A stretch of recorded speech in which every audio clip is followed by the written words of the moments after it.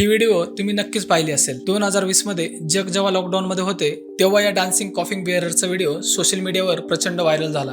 पण तुम्हाला या व्हिडिओची खरी सत्यता माहिती आहे का? आफ्रिकेतील घाना देशामध्ये एक वेगळीच परंपरा पाहायला मिळते। येथे मृत्यू हा केवळ शोकाचा विषय नसून तो एका उत्सवाचा विषय मानला जातो आणि या उत्सवाचे नायक आहे डान्सिंग कॉफिंग बिअरर्स। घानामध्ये लोकांचा असा विश्वास आहे की मृत व्यक्तीने दुसऱ्या जगात आनंदाने प्रवेश केला पाहिजे आणि याच कल्पनेतून बेंजामिन येडू यांनी या परंपरेची सुरुवात केली।